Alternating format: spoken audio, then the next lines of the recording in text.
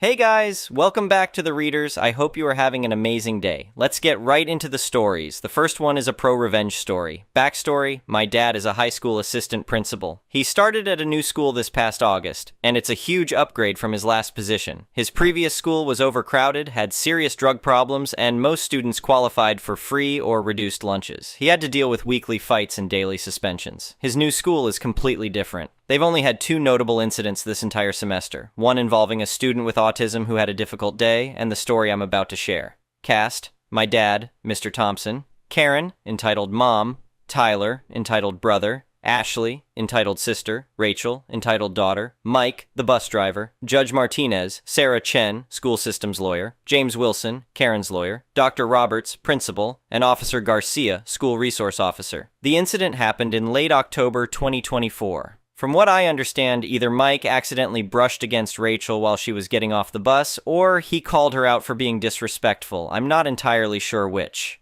Either way, Rachel immediately texted her mom about it. Karen stormed out of her house screaming at Mike, "How dare you touch my daughter? I'll have your job for this." Mike, being professional, just closed the doors and drove away. The next morning, Mike pulled up to their driveway for the usual pickup, but instead of Rachel, he found Karen, Tyler, and Ashley waiting. When he opened the door to ask about Rachel's whereabouts, all three of them barged onto the bus. "You think you can just get away with disrespecting my family?" Karen screamed, getting right in Mike's face. Tyler, who was around 22, joined in. "You better watch your back, old man." Ashley, who should have been at college instead of participating in this circus, started filming while hurling insults. "We're gonna make sure you never drive a bus again." The elementary and middle school kids on the bus were terrified. As soon as the family finally got off, Mike floored it to the school and went straight to the office. My dad was livid when he saw the footage from the bus's 4 HD cameras with audio. "This is absolutely unacceptable," he told Mike. "We're gonna handle this." He immediately called Officer Garcia, who brought in additional officers. Karen was arrested that afternoon for malicious harassment, intimidation, trespassing, and several other charges. Dr. Roberts gave my dad full authority to handle the situation, knowing his reputation for dealing with serious incidents. My dad's first moves were swift. Rachel was transferred to a different bus route, her family members were permanently banned from school property, and Mike got a month of paid leave. But that was just the beginning. Working with Sarah Chen, they collected statements from the students on the bus. They decided to press charges against Karen and Tyler, who was already on probation for a previous offense. At the trial in early December, nobody expected much, maybe a week in jail for Karen, if anything. My dad, Dr. Roberts, and Officer Garcia attended as potential witnesses, though they weren't called. During the proceedings, Judge Martinez listened intently as Sarah presented the case. Karen's lawyer barely put up a fight, knowing the evidence was overwhelming. Then Judge Martinez delivered his verdict. "Mrs. Karen Mitchell, you endangered children, threatened a public servant, and trespassed on school property, all because a bus driver did his job. 30 days in county jail." My dad and Dr. Roberts had to suppress their grins, but the best was yet to come. Tyler, incredibly, skipped his own trial scheduled right after his mom's. Judge Martinez immediately issued a bench warrant. When they found him hiding at Karen's house the next day, he wasn't so tough anymore. "Your Honor, I can explain," Tyler started. "Save it." Judge Martinez cut him off. 1 year in state prison for probation violation, failure to appear, and the original charges. Rachel transferred schools after that, probably too embarrassed to show her face again. My dad still tells this story at every opportunity, especially the part about Tyler's spectacular self-sabotage. Sometimes, he likes to say, people's worst enemies are themselves.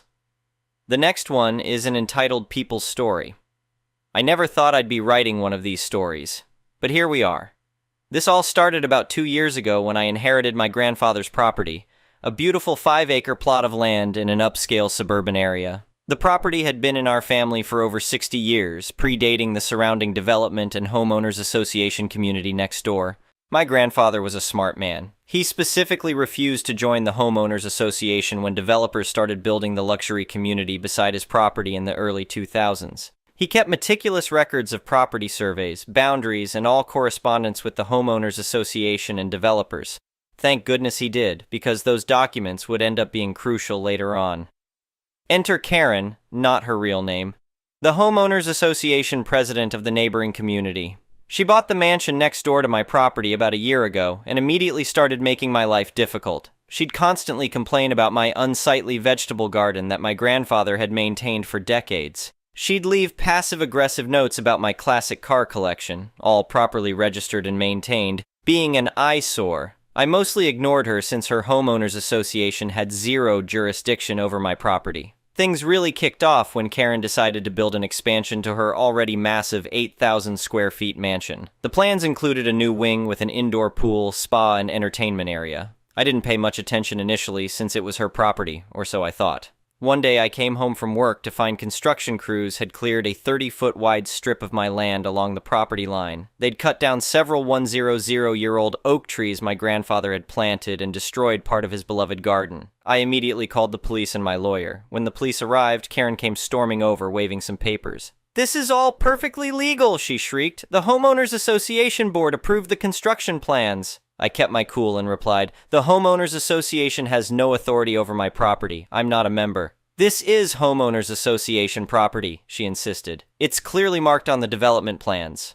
My lawyer arrived shortly after, and I showed him my grandfather's documentation. The property line was crystal clear. Karen's construction crew had encroached a full 30 feet onto my land. "You need to stop all construction immediately," my lawyer informed her. "You're trespassing and causing damage to my client's property." Karen turned red in the face. "Do you know who I am? I'm the Homeowners Association president. I've lived here for 20 years. A blatant lie, since she'd only moved in last year. "That's irrelevant," my lawyer replied calmly. "The property records clearly show this land belongs to my client. Stop construction now, or we'll seek an immediate injunction." Karen stomped off, but the construction continued the next day. So we went to court and got an emergency injunction to halt the work. That's when things got really interesting.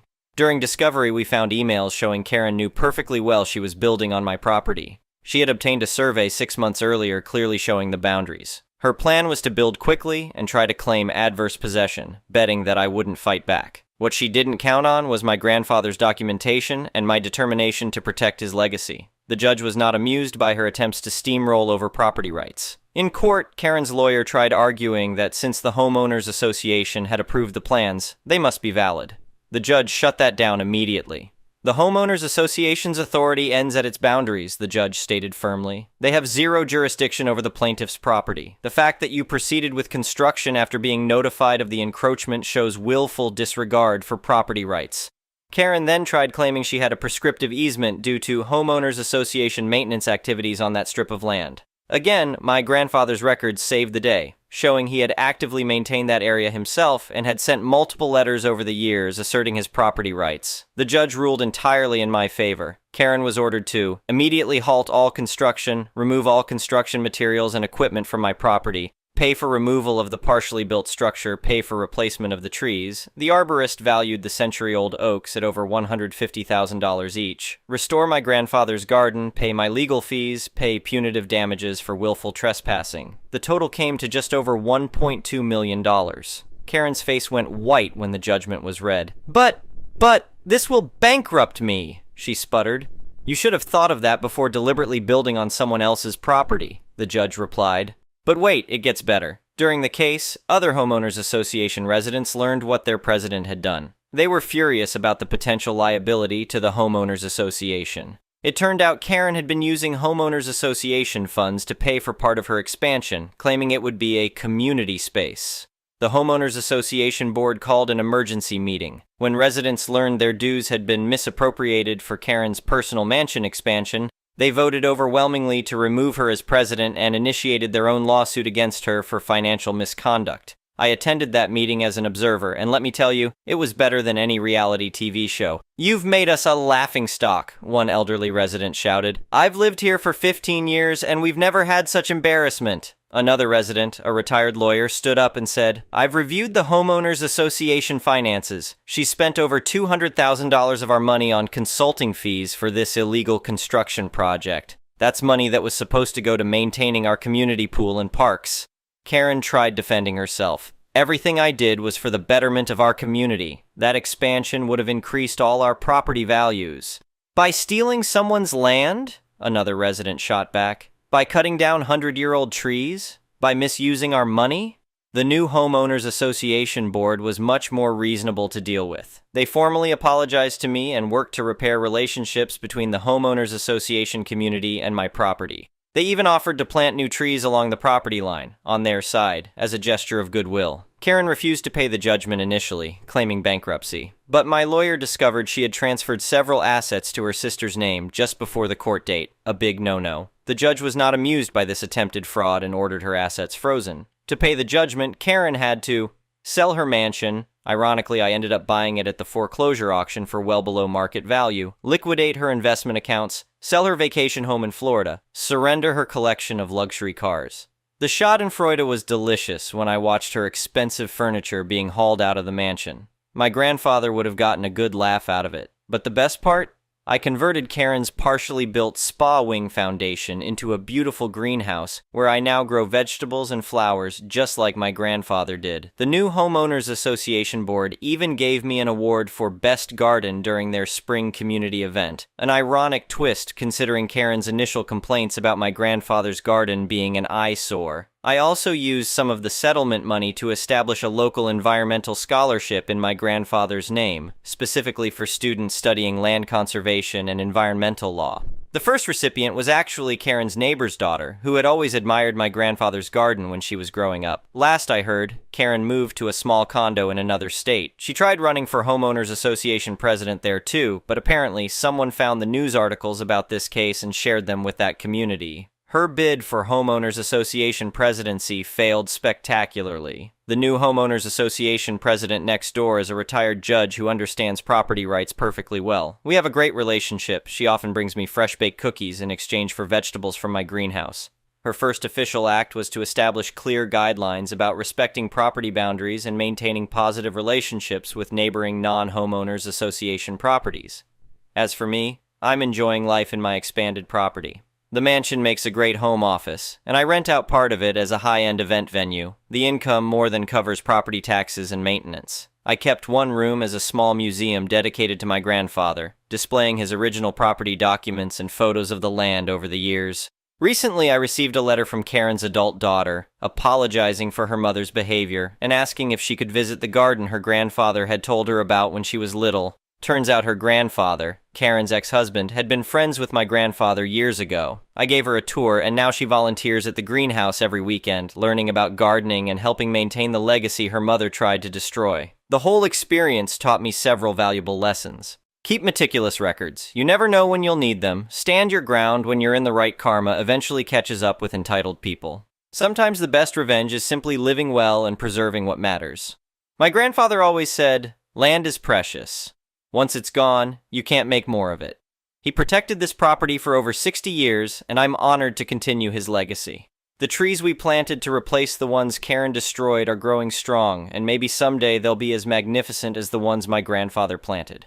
As for the Homeowners Association community, they've become good neighbors. We collaborate on community events, and their residents often volunteer in my greenhouse. Some have even started their own vegetable gardens, inspired by my grandfather's legacy.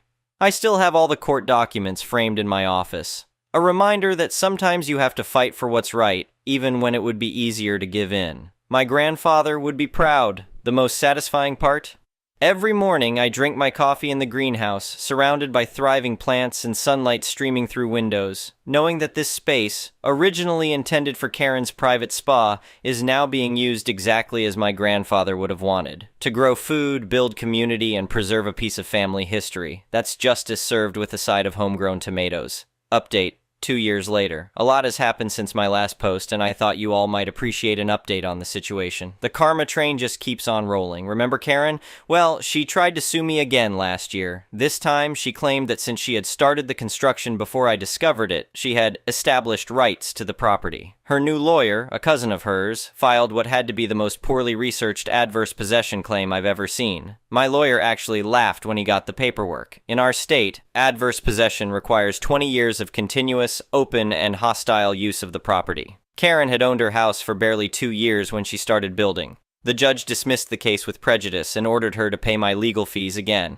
But here's where it gets really interesting. During the proceedings, we discovered Karen had been running a scam in her new condo community. She had set up a fake property management company and was charging residents extra fees for special services that were actually covered by their regular homeowners association dues. The FBI got involved because she was using the mail to commit fraud. She's now facing federal charges. Turns out my case wasn't the first time she'd tried to steal property. There were 3 other incidents in different states where she'd attempted similar land grabs. She just hadn't run into someone with documentation as solid as my grandfather's before. As for the mansion I bought at foreclosure, it's become a real community asset.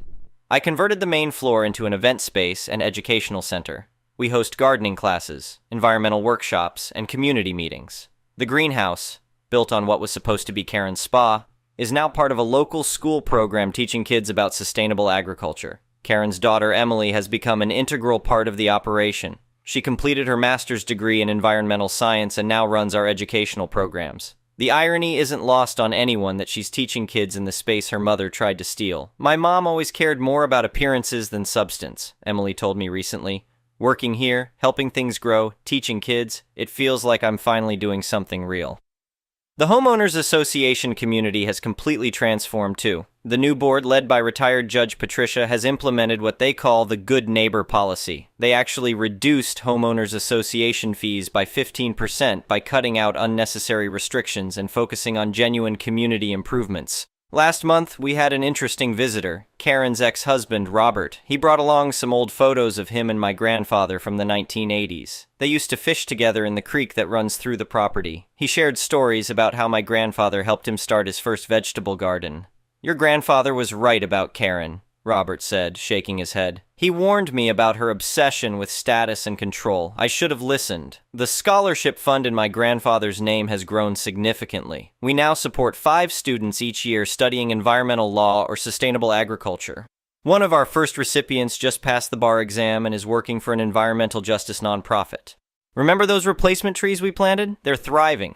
The arborist says they're growing faster than expected, probably because of the rich soil my grandfather spent decades nurturing. We installed a small plaque near them that reads, "In memory of the original oaks, may these new guardians stand as long as their predecessors." The legal precedent from our case has helped other property owners stand up to aggressive homeowners associations. My lawyer has been consulted on several similar cases, and judges have cited our case in their rulings. It's satisfying to know that my grandfather's meticulous record-keeping is still protecting property rights, even beyond our own land.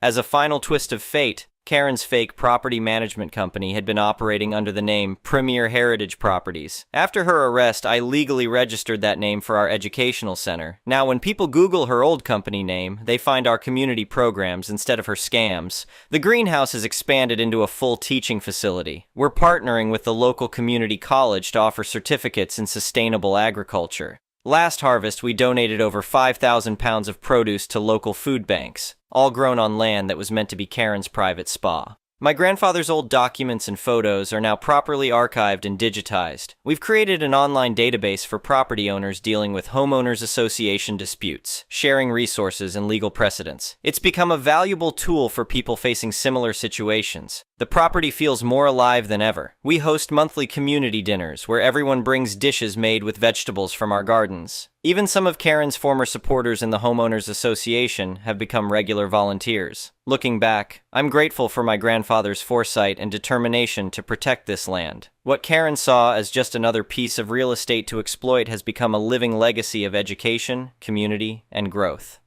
As I write this, I'm sitting in what would have been Karen's indoor pool room. Instead of chlorine and luxury spa equipment, it's filled with seedlings and the sound of students learning about soil composition. Sometimes the best revenge isn't just living well. It's creating something meaningful from someone else's attempted destruction. I'd like to think my grandfather is somewhere, looking down at his beloved garden, seeing it grow and evolve in ways even he couldn't have imagined. And maybe, just maybe, he's having a good laugh about how his careful documentation ended up planting the seeds of justice. That's all for now.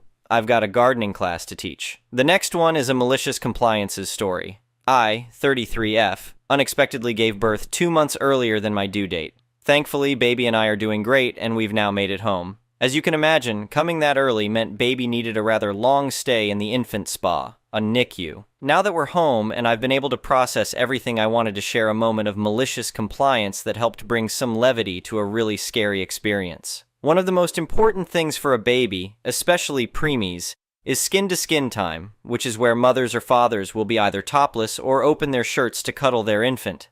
Baby struggled with jaundice, so our skin-to-skin time was very limited at first because of light therapy. We had been moved to a new location in the NICU, right next to another baby and across from two others. A standard of care in the NICU is monitoring the baby's breathing, heart rate, and oxygen levels. These monitors look like an old-school tube TV and are approximately 16 inches by 16 inches and can display babies in other areas as well if the nurses need. So I'm new to this little care area, and I'm getting ready to set up the hospital-provided screen so I can get my skin-to-skin time, but realize I may end up blocking the monitor for the baby next to me from the nurse. I ask the nurse if she can still see or if my setup was blocking anything for her. Obviously, I don't want to interfere with the care of another patient. She tells me everything was good, so I settle in for some much-needed snuggles. Not even 10 minutes later, I feel someone in my space, and look up to see a woman glaring down at me. Once I've made eye contact, Karen starts in on me, while topless and holding baby, so very vulnerable, about how I'm blocking the nurse from caring for her baby. When I try to explain I asked before setting things up, she refuses to listen and continues to lecture and gets more aggressive and angry about how I'm causing her baby not to receive appropriate care and am pushing her out of the care area. After all the emotional stress and frustration of being in the hospital, I finally snapped, looked at the nurse, and told her to take away the screen. The nurse was horrified and started saying, "But your privacy," to which I replied firmly, "It would seem my privacy and modesty don't matter as much as Karen's comfort. Get rid of the screen." This pissed off Karen even more as she realized she'd have to spend the next hour staring at my topless self. She got very annoyed and uncomfortable, especially when the doctors managing rounds and both got flustered and tried to insist I get a new screen. I may have been the AH, but I simply was done, and stared right back and said, "According to my neighbor here, my privacy doesn't matter, so we all get to be uncomfortable. When I tell you, if looks could kill, I'd be dead, I'm not joking." The doctors didn't want to deal with it, and the nurses who had to deal with it were laughing quite a bit. They then brought the screen back out and tried to show Karen that they can totally see all her baby's stats on any monitor, so there was no reason for this outburst. I wish I could say this was the last time she freaked out about this, but she pulled this same kind of stunt almost every time I tried to snuggle my baby, until her baby was finally discharged a week later. But seeing the look of shock on her face when I just forced everyone to look at my boobs is probably going to make me giggle every time I think of it. Thank you for watching. I would really appreciate it if you could like the video and subscribe to our channel if you haven't already. We'll see you again tomorrow.